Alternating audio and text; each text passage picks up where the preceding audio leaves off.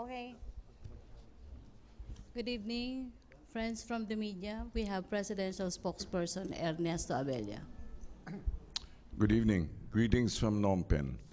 We would like to take this occasion to feature the new Secretary of Foreign Affairs, Secretary Alan Peter Cayetano. With us tonight is Vince Dizon, President of BCD. Without further ado, we'd like to give the floor to Sen. Alan. Few statements and then a Q&A. Well, first of all, syempre, lubusan kami nagpapasalamat sa Panginoon, and prayer namin mag-asawa talaga ay si Pangulo ang gamitin kung saan ako makakatulong sa kanyang administrasyon sa bansa. And I talked to him a few weeks ago and said na, Mr. President, I think I've done what I can sa Senate, but it's your choice, pati yung timing. And halo yung expectation at yung surprise kanina. But let me assure all of you that we will do our best to represent our country, to serve God and people. And secondly, that the DFA, from the Secretary down to the most humble employee, will not have their own agenda or their own foreign policy, but will all work hard together to implement the foreign policy of the Philippines led by the President. Especially yung paulit-ulit sinasabi ng Pangulo na hindi sapat yung welfare and protection ng ating OFWs, kailangan yung comfort and convenience din nila. No? So, to clarify, no, I need to pass the confirmation process. It's a nomination, not an appointment.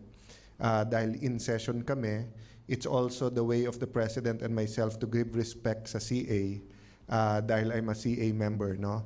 So instead of being an acting secretary or waiting for the session to end para maging ad interim appointment, we're submitting the nomination, or Malacanang is submitting the nomination to the CA. No? So until that time, no, I'll still be serving in the Senate. Thank you very much, everybody. Thank you, Spokes. Sir, it's effective immediately as we understand. Sir, where were you kanina? Kasi I understand you were not on board 01. So where were you when he broke out the news? The nomination has been signed, but I cannot take the office and the oath until confirmed by the Commission on Appointments. That's why you have a statement from Senator Ping, at nagpapasalamat ako sa kanya, that he's planning the confirmation and nakikiusap sa mga kasamahan namin dahil kasama din sa CA, and we work together, no, to speed up the process. I came a little bit ahead of the President because we came straight from Geneva, as you've reported, and thank you for that. No, we had a diplomatic mission to report. It's every 3 to 5 years. No, so it's our third cycle. We report. So the last one was 2012. So the report was on the last 4 years of President Pinoy and the first 10 months of President Duterte. So to clarify, yung criticisms of extrajudicial killings were from 2012 to now. Because in 2012, criticize yung extrajudicial killings ng 2009, 2010, 2011. No? So, and walang nangyaring botohan doon. Secondly, since nandun na rin sa Europe, so my sister, Deputy Speaker Pia Cayetano, with the help of the Philippine Mission, is talking and continue to meet members of Parliament of the EU. No? And what we realize is that one side of the story lang ang sinasabi doon sa Human Rights Council, doon sa Europe, sa Northern America, no? Meaning naunahan tayo ng lahat ng deaths na to ay dahil dito sa war on drugs, grabe yung abuse, strongman rule, etc. No? So I'm not saying that we convince them that it's not so, but we open their eyes and mind and heart that there's two sides to the story, and hindi rin accurate yung report na they're demanding na si Dr. Calamard ang pumunta sa Pilipinas. Ang usual kapag may issue sa isang bansa, humihingi sila ng independent investigation and special rapporteur. Ang special rapporteur po, hindi po yan prosecutor na pupunta na husgahan. They will go and work with the government to find the problem and recommend. So ang sinabi po natin, welcome, basta't independent at saka fair. Kasi ang problema kay Dr. Calamard ay meron silang ideology sa human rights. Yung ideology nila ay based dun sa paniniwala na ang drugs kailangan i-decriminalize, lalo yung possession for personal use. Kaya makita nyo, kinote niya yung Dr. Hart na sinasabing ang droga ay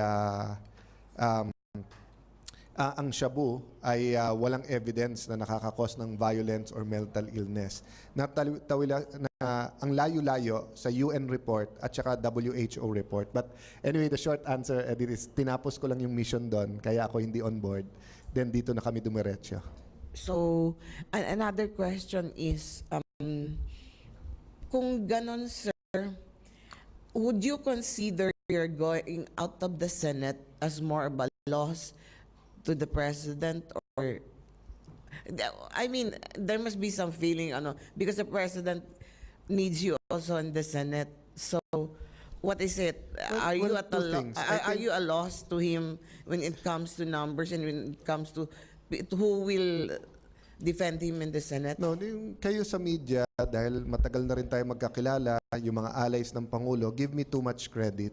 It's just like sa Geneva, hindi ako yung gumawa ng trabaho nun. I mean, yung mga iba't ibang ahensya, sila nagtrabaho to put together report at hindi naman pwedeng false yung report. So bago isulat yung report na yun, ginawa talaga nila. Maging NEDA yon, maging PNP, DOH, DSWD.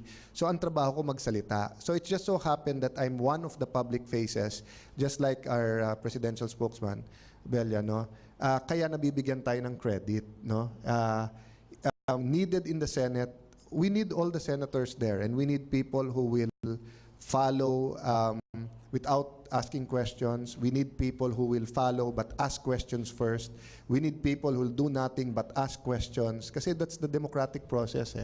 And the majority of the Senate, including the minority, no, has now all committed to constructive engagement with the administration. And the administration have shown them, despite yung political will niya, dinoble niya halos budget ng CHR. Despite the fact na ang tingin kung ano gusto ng presidente yung masusunod. Kung ano sabihin ng CA, nagsasubmit siya. Despite the fact that sinasabi na baka may mga deals dyan, may cronyism, saan ba nakukuha yung pera, siya pa lang ang presidente na nagpasa ng FOI. No? So to answer your question directly, yun nga yung prayer ko, na si presidente nang gamitin kung saan ako kung saan ako magagamit to help the country. And I really hope that I can contribute. We have the best people in DFA, but suddenly we're relevant around the world. Suddenly, the Philippines, hindi siya isang speck na napakaliit lang na player sa world affairs. Diba? Suddenly, tumatawag si President Trump, tumatawag si President Xi Jinping, may imbitasyon sa Kremlin. So, the new bridges, the new friends that the President established, and then how do we repair kung meron man problema sa old allies natin, sa Japan. Sa Japan, walang problema, but let's say sa US, sa Europe, sa Canada, no? So, yun ang magiging mission ng mga taga-DFA, no? To follow the policy of the President, but to keep building bridges. To be honest and to be frank about this, who is it, do you think, would fill your shoes in the Senate? Who would fight for the President the way you're fighting for the President now that you're out of the Senate? Marami. Si Senator Coco, iba lang ang kanyang style. Tapos si Majority Leader Soto, pagdating sa legislation, siya naman magpupush. Si Senator Ping and Senator Gordon can give fiery criticisms just like FBR, but they want this administration to succeed. Pagdating naman sa actual work, di ba, of course, nandyan, I mean sa legislative work, si Sen Mix was dating majority leader. Si Manny Pacquiao is showing na kahit neophyte na, ang dami niya na knock out. And I think he is really studying how to deal with national problems. Sherwin Gatchalian, Joel Villanueva, it's, as I said, you gave me too much credit kasi I hold the microphone. So actually, the bigger challenge for me now is if politicians like microphones, diplomats should not engage in microphone diplomacy. Kasi iba yung nag-implement ka ng strategy, iba yung nag-criticize or ano ka, no? So that's a bigger challenge for me, Edith. But the President is in good hands sa present Senate, and then we'll have an election in 2019. I will tell you that whether or not I was going to the executive, no? In fact, ako na nagsasabi parati sa ating Pangulo na yung leadership, no, wants to be with him, meet him, talk to him, and sort out, no? And makikita nyo kung ano ang effectivity ng lower house, ganun din naman sa Senate. Sir. A few questions. First, sa presentation nyo during the Universal Periodic Review, there are those who criticize your presentation there, saying that you actually covered up the spike or a good number of drug-related killings under the new administration. That's the first question. That's number two. Since the government, it seems, the administration is not open to Calamard as they want to investigate the incidents here, are you open if it would be someone else, also from the Human Rights Council? Okay. First question, I'm willing to resign, to be jailed, to be exiled if mali yung present ko, or at the very least if I intentionally misled anyone. Lahat ng present ko is based on fact, based on actual numbers, no? So remember, dati pa sinasabi na maraming extrajudicial killings.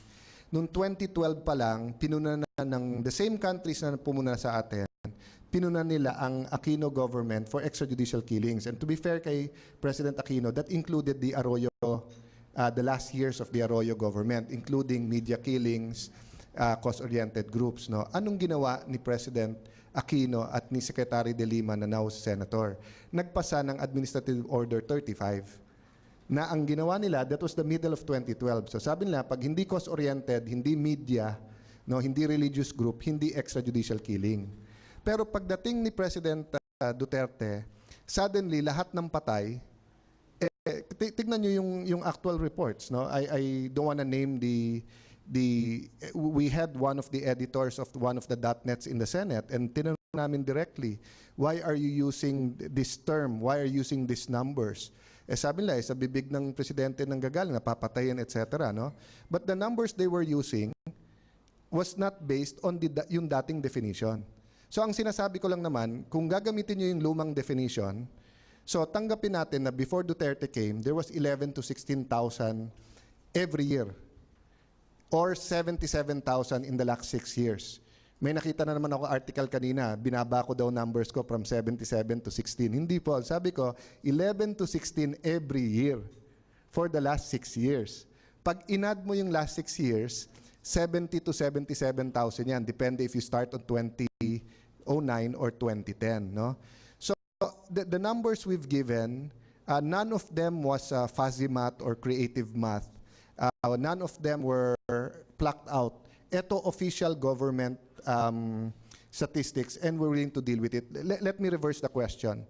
So you mean to say dati 11 to 16,000 ang patay every year? Pagdating ni Duterte, nawala yung 11 to 16,000 na patay? And yung patay ngayon na 9,000, lahat yon ay dahil sa droga? Saan yung patayan for the last 5-10 years na it's always 11 to 16,000? So we have a problem with numbers now. So kung 12,000 ang patay ngayon, what we're saying is bilang accurately to the last one, yung because of presumed legitimate operation. Yung outside of that, no, are killings that are homicides. So like ang US, the US criticized us and said, EJ case, ilan ba ang patay sa US every year dahil sa crime? Are EJ case din ba yan? Kasi kung EJ case yun, di wala silang karapatan na pintasan tayo dahil times 5 or times more than 5 ang dami ng EJ case sa kanila.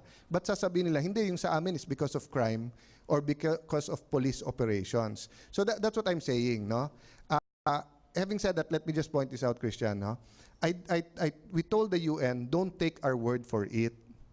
But wag nyo naman rin i-take yung word nung kritiko na as if yun na yung numero. Padala kayo ng independent team.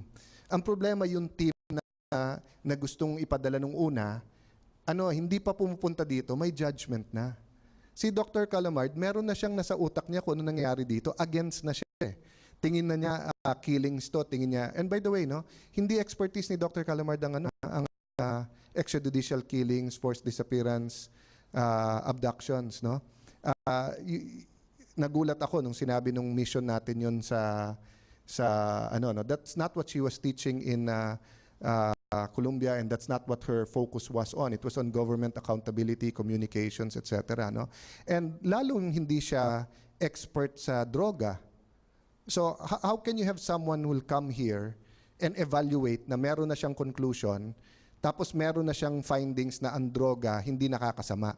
Samantalang ang WHO at saka yung UN meron ng ano, no? So to clarify, no, it is our job to give an accurate report. That's what we give it. Will they believe it? It's up to them. Will they not believe it? But we gave our side. And then we opened it up to investigation. So since it's an official record, I'll give you another example, no? Yung sa SONA. Gulat na gulat yung mga taga-Europe, kaya galit yung ibang taga-CHR at ibang nagkri-criticize sa atin kasi nakita yung kabilang side eh. Kasi ang pinapakita lang sa Europe, yung tinatawag ni Presidente na hindi ganun ka tatalas ang mga European or etong mga human rights ganito or bahala kayo sa buhay nyo, di ba? In other words. So when they saw the President talking presidential, they saw the President saying no abuse, telling the police you're worse than criminality, it gave them another side eh. Di ba? That's why may nag-complain nga eh, bakit pinayagan yung video ano, ba't nagpaalam tayo? Dun sa ano, related to your upcoming post as the Foreign Secretary. First, there's this issue being raised against politicians like you, the non-career. Parang they see this as more of a political accommodation, that this position should be better given to a career officer or diplomat. I haven't heard that kasi usually yung criticism na yan ay sa mga post sa ambassador. Kasi since after EDSA revolution, sino ba ang career na DFA? It's always, di ba, it was Doy Laurel, Senator Romulo, Gingona, and ano. So the criticism usually is, since we have a professional, very professional foreign service group, wag dagdagan ng politicians or ng political appointees sa mga post, no, meaning as ambassadors and others, no. But as for the DFA chief, of course, I'm with the DFA na one day dapat magkaroon ng from the ranks, di ba? But it's been more usual than unusual in the past decades that it's a political appointee, no. Sir, last, there are questions regarding what the foreign policy of the Philippines actually is under the Duterte administration. Some are saying that there has to be further clarification. Once you assume office, do you think how would you clarify or define the foreign policy under the president, and would you advocate for greater balance yung while we're moving toward China and other allies, hindi naman ganun kasakit din yung sinasabi from the traditional Western allies? You know, let me dissect that. First of all, are we willing to clarify? Yes. Trabaho namin sa gobyerno maging transparent at trabaho natin na maintindihan ng lahat ang mga policies ng gobyerno, including foreign policy. Having said that, the Constitution itself provides for an independent foreign policy. Gusto ko lang i-distinguish yung policy itself at strategy. Minsan kasi, alam na naman nung iba yung policy, pero yung strategy ang gustong questionin o gusto pag-usapan. Saan ka naman makakita na nasa gitna ka ng struggle, ng laban, ipapakita mo yung strategy sa buong mundo, no? Having said that, I would like to institutionalize more briefings na off the record to the media, to the Senate, to the House, and to other interested groups, including think tanks, so that they will know the information that we know. Because sometimes kulang ng impormasyon. But when we do those briefings, it's with the understanding that there are things that are not for broadcast. Because it's, halimbawa, ano yan eh, di ba, yung negotiations. Alam ko na willing magbenta yung biyanang ko ng lupa at 1 million. Pero ang sinasabi sa iyo, 2 million. Pag in-announce ko na alam mo, papayag yan sa 1 million. Ikaw ba, tatawad ka ng 1.5 million? No, marami sa diplomacy, 'di ba, ay negotiations eh. No, give and take 'yan. May kailangan sila, may kailangan tayo. So there's a lot of things about diplomacy that you cannot use the microphone. That's why I'm here, because it's my obligation, but after this, after my saying thank you confirmation, you'll hear more from the spokesman and much less from me, because nga hindi tayo gagamit ng diplomatic ng microphone diplomacy. Sir, last, do you think the Philippines under President Duterte is losing leverage with China over the dispute in the South China Sea because of our too much engagement in terms of economic benefits to the detriment of our strategy I'll be in the South China very Sea? honest with you. I think yung questions ka rin separate mali eh. So pag mali yung question, mali yung sagot, no? The question is, ano ba goal natin? And are we meeting the goals with the President's strategy? Ano ba goal ni President Arroyo, President Ramos, President Era, President Aquino? Di ba number 1, hindi mag-move forward ang China. Di ba? O number 2, yung hindi ma-damage yung ating claim. And then number 3, yung mga hawak na natin na features mas strengthen. But there's a fourth na nakakalimutan outside the West Philippine Sea, which is the overall relationship with countries for the rest of the country, including economic diplomacy. So in the 60s, 70s, malaki problema natin sa Malaysia because of Sabah. But we found a way to be friends and brothers and sisters to Malaysia despite that, and now they're even helping us with the peace talks. No? So if you ask me, ano objectives ng Presidente, very clear that our claims, both territorial and economic, and our sovereignty rights, our sovereign rights, our economic entitlements, not only to claim but to eventually get it. No? So yes, we're meeting the objectives, and the President is moving a giant step forward. Ang problema, may mindsets, and these mindsets are based on, in any change, there are winners and losers. So, syempre, in the geopolitics, there are some countries who are saying, oh, ba't biglang lumipat? But look at Japan. Japan had a heart-to-heart talk with us, and Prime Minister Abe and President Duterte are very good friends, are in touch with each other, and now Japan is bridging with the US and we're bridging with China. So there's a way. I mean, look at US. No? Ang Japan at saka South Korea, always, perennial yan, may problema. Pero constantly, pareho nilang kakampi ang US. So why can't we be the same, no? Why can't we be in between 2 or 3 or 4 world powers na may problema sa isa't isa, pero tayo okay tayo sa kanila, no? Kasi makikita natin kung nagfe-fail yung policy ni Presidente if situation is getting worse for us, no? But right now, itong May, we will start talking to China bilaterally about the claims of both countries. Right. And the COC, yung conduct on the seas, di ba? The code of conduct, for a decade it's been stalled.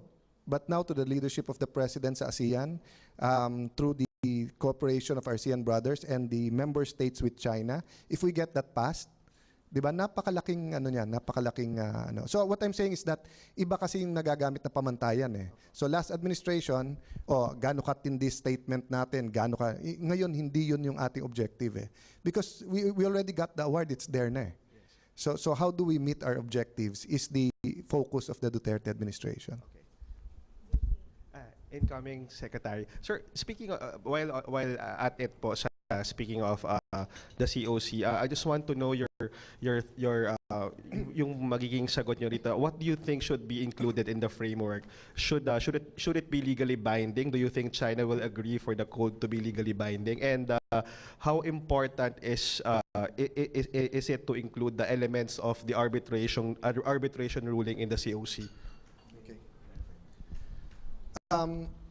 Again, pangungunahan ko lang, no, that in discussing some of that, we will be letting our strategy go, no. But let me say this, no. Kung meron kang peace and stability sa region, everyone nakikinabang. Nakikinabang Japan, nakikinabang China, nakikinabang US, Canada, tayo, no. Pag walang peace and stability, ibig sabihin yung tension sa West Philippine Sea ay magulo, masyado, no. may ilan countries, Northern American countries at Europe nakikinabang. Why? Because ASEAN and ASEAN can't get their acts together. So not na gusto nila magkagulo tayo, but di ba, it's just like sa Middle East eh. Kung magkaroon ng peace sa Middle East, there's such a powerful economic, technological, etc. bloc, no? Pero because of the problems with peace, as a region, hindi sila, and because may mga rivals, no? So, yung COC is there, or yung Code of Conduct, para all of us can work together with each other. You know, one thing that it's not being emphasized is that our claims are not only against China. May claim din tayo against Vietnam, Malaysia, against Taiwan, no? Which under our policy, may one China rule tayo, no? One China policy. But ang point ko, kung aawayin natin lahat ng neighbors natin na meron tayong dispute, no? Tayo lang maiiwanan sa buong region eh. So let me not go into the details, 'di ba? How we'll get there, what we'll do there, ganyan. But let me tell you this, no? Walang masasayang sa past efforts. Sa lahat ng past efforts, from President Marcos and even before to President Aquinos, wala tayong sasayangin. So ibig sabihin, bawat bala na binigay sa atin na pabor sa Pilipinas, nandyan yan.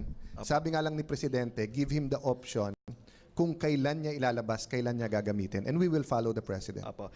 Incoming SFA, laruin ko lang po yung, meron kasi nabanggit din yung DFA before, and yung magkakaroon po ng bilateral talks between the Philippines and China in May to specifically discuss the claims. Can you elaborate and clarify that, sir? Okay, let me give you historical background, no? May problema din ang China at saka Japan sa East China Sea, sa kabila, okay? And then, ang nangyari, nung nagkaroon ng UNCLOS, ang sinasabi ng China, sandali lang, may continental shelf din kami. So, halos umabot sa Japan yung claim. Eh, sabi naman ng Japan, hindi, under the UNCLOS, yung atin EEZ, kung nag-overlap, hahatiin, gitna tayo, no? But ano nangyari? Bakit lumayo ang Japan at China sarili? Because of several issues, the war, no? World War II, yung mga nangyari between Japan, China, yung islands, no, yung Senkaku Islands kung tawagin ng Japan, tapos nagkaroon ng time kasi na nagkaroon ng food poisoning na yung pagkain ng processed in China. What am I saying? It reached a point na nahirapan yung leaders ng two countries na mag-usap at mag-cooperate because yung local nila galit at each other. So the President wants to avoid na dumating ang time na sa init ng ulo ng Chinese sa Filipino, init ng ulo ng Pilipino sa Chinese, init ng ulo ng Malaysian sa ganito, ng Vietnamese sa ganito, hindi tayo pwede mag-usap-usap, no?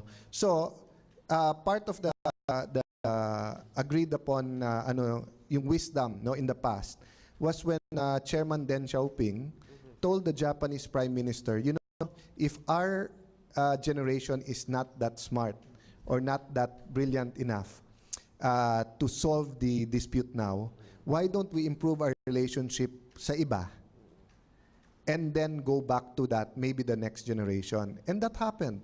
Tinulungan ng Japan ang China nag-engage, yumaman ang China. No?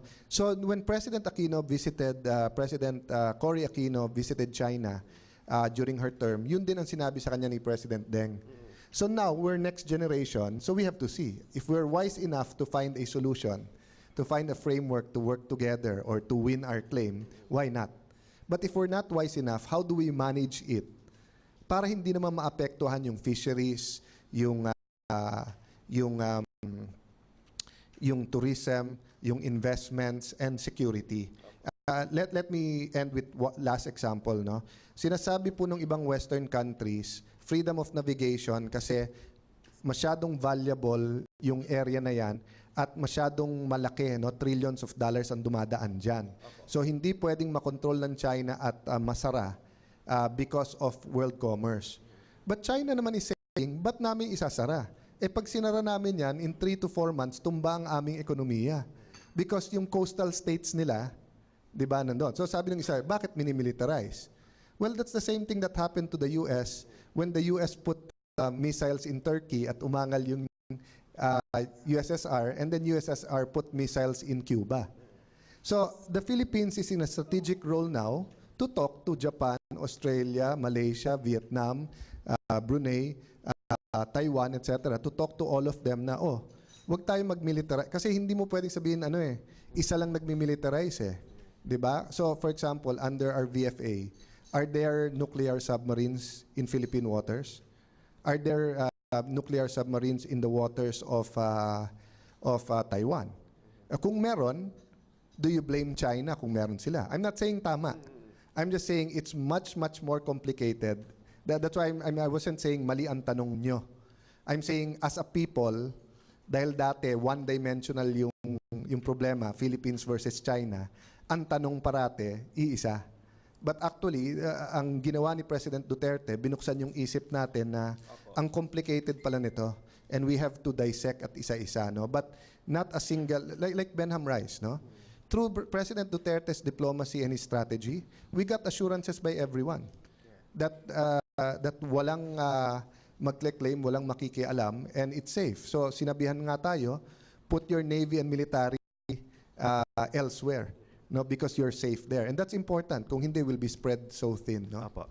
Sorry, last na lang from me. So not to belabor the point yung sa strategy, sa May po ba, may pag-asa na ma-mention nyo na, ma-mention po ng Pilipinas. Kayo po, sir, kami bilang incoming DFA Secretary, yung tungkol sa arbitration ruling. Is that can that be a proper venue, or is that a proper venue at the right time? I don't know exactly. But what we're assuring the people is, parang ganito yun, no? If I'm saying na yung lupa, kung nasaan yung bahay ni Spokes, di ba, ay akin, and I have a title, no? Ito yung titulo, okay, ito evidence ko.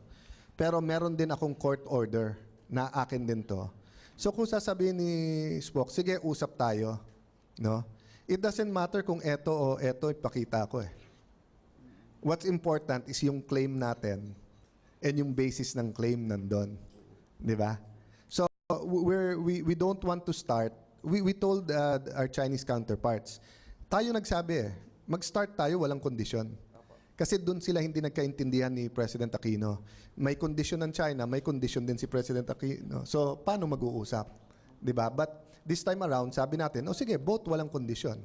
Di ba? But, create tayo ng mutual trust. Kaya meron tayong tentative fisheries agreement. That's why ang artisan fishermen hindi ginugulo. Minsan may report na may gulo ng iba. Remember, artisan fishermen, no? Hindi to yung large scale, hindi to yung mga malalaking fishing boat. Hindi yun ang nakalagay sa UNCLOS, no? So that's why sometimes nalilito din yung iba na meron bang tentative fishery agreement o wala. And again, there was a tentative fishery agreement with Japan. But the souring of the relationship brought them to where they are today, and we don't want to be where they are today, no? So baka hindi ma-mention, sir, yung arbitration ruling sa May? Maring hindi, but what I'm saying is it doesn't, what matters is it's the claim. It's the same, no? What matters is that China will say, this is our claim, this is our basis. We will say, this is our claim, this is our basis. What words we use, what documents we use. For example, no? If you use the decision, no? Because nandun na lahat ng evidence, walang kaibahan yun na you get all the evidence and show it then. So nasa decision na nakalagay 1526 mapa. Pero dala ko rin yung 1526 na mapa, no? So in negotiations like this, remember the tribunals do not have the power to implement. Wala tayong problema, pati China at lahat ng bansa, kung meron world court na mag-i-implement. Pero the reality is hindi. And even if we want it implemented, that's only against China. Paano yung claims ng Vietnam, Malaysia, Brunei, etc.? So, kakasuhan din ba natin sila lahat? Di ba? Nare-report sa media lang yung China. Aggressiveness ng China sa island niya.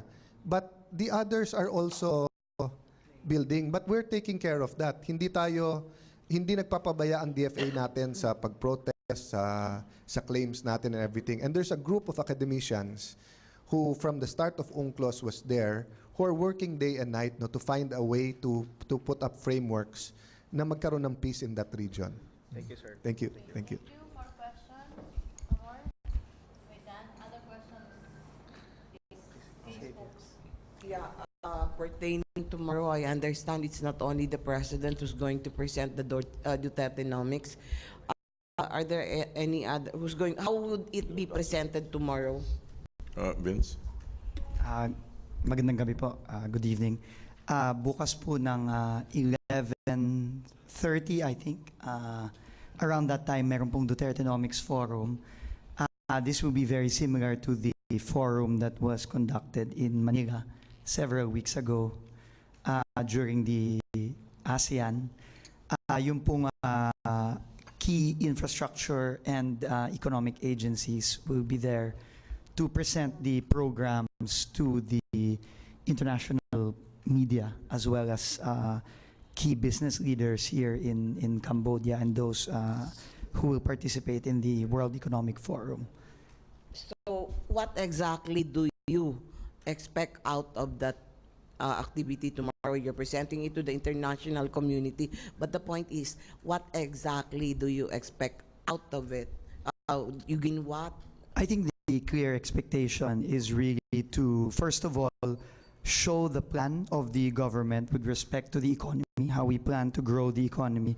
But more importantly, it is really meant to attract business leaders and various business interests to invest in the country. That is really the main. Do you think the audience tomorrow is the right forum, the right for it? I think showing the economic plan of the government must be presented to every audience possible, especially now here in this very prestigious economic forum where both business leaders and government leaders are present. I think it's very important. Thank you. Okay, thank you. Presidential spokesperson Ernesto. That ends the press briefing. We'd like to thank the press for being here tonight. Thank you very much.